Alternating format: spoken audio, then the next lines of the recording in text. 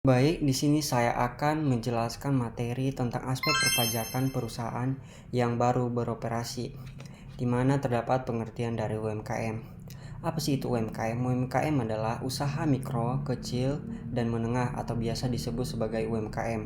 Adalah istilah umum yang merujuk pada unit usaha produktif yang dimiliki oleh individu atau badan usaha.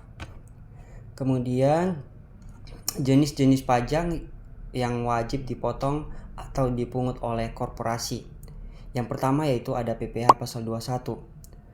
Pajak ini dikenakan atas penghasilan yang diterima karyawan seperti gaji, upah, tunjangan, dan bonus.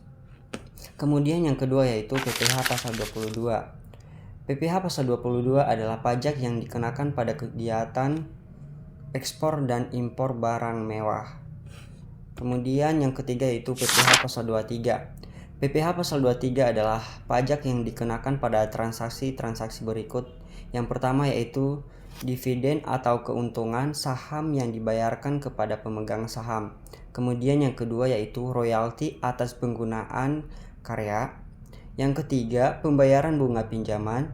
Yang keempat, pemberian bonus hadiah atau penghargaan. Kemudian yang kelima, pembayaran atas jasa konsultan dan jasa lainnya. Dan yang terakhir yaitu pembayaran sewa aset termasuk tanah dan bangunan. Kemudian yang poin yang keempat yaitu PPh pasal 25. PPh pasal 25 adalah angsuran pajak penghasilan yang dibayar perusahaan setiap bulan. Tujuannya untuk meringankan beban pajak tahunan perusahaan. Kemudian yang kelima yaitu PPh pasal 26. Pajak ini dibebankan kepada wajib pajak di luar negeri ketika bertransaksi pembayaran bunga, royalti, dividen, ataupun gaji, dan transaksi serupa lainnya. Kemudian yang keenam yaitu PPh pasal 29. Pajak ini harus dibayar saat mengisi SPT tahunan. Kemudian yang ketujuh yaitu pajak penghasilan atau PPh pasal 15.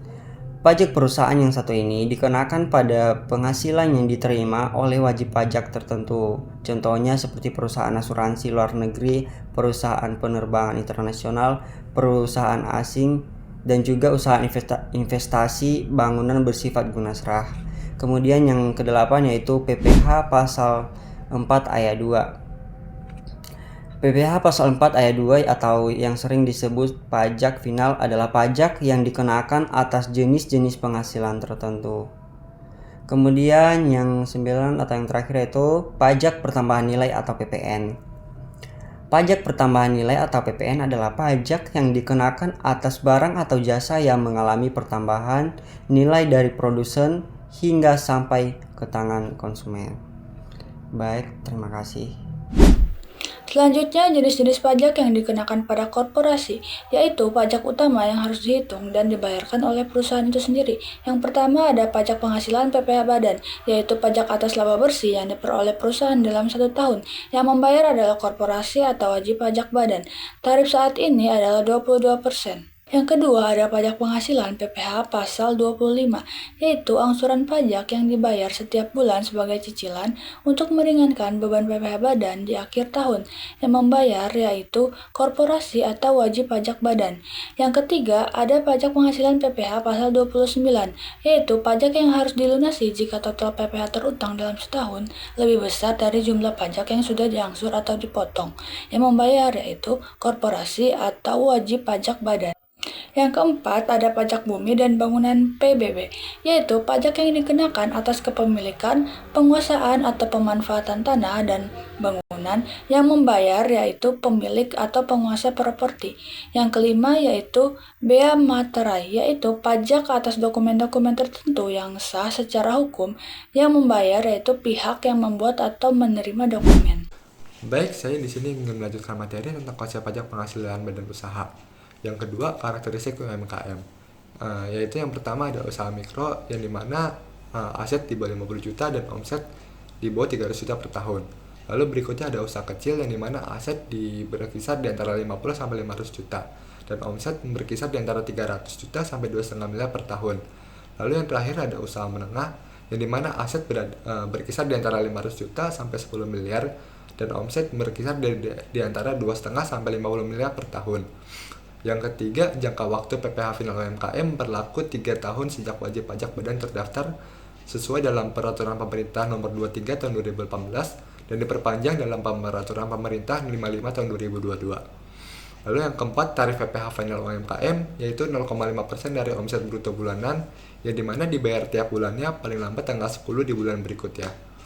Lalu yang kelima, penghasilan yang tidak dikenakan PPh final UMKM, yaitu penghasilan dari pekerjaan bebas seperti pengacara, notaris, akuntan, dokter, konsultan, dan arsitek. Lalu yang keenam, wajib pajak yang tidak bisa menggunakan PPh final UMKM dapat memilih tarif normal, yang dimana tertera dalam pasal 17 Undang-Undang PPh, yang dimana usaha komersial tersebut masih mengandalkan penghasilan dari pekerjaan bebas. Yang ketujuh, cara melunasi PPh final UMKM, yaitu yang pertama setor sendiri, yang dimana UMKM menghitung dan membayar tiap bulannya. Yang kedua, dipungut, pihak pembeli memotong 0,5% dari pembayaran ke UMKM dan disetor ke kas negara.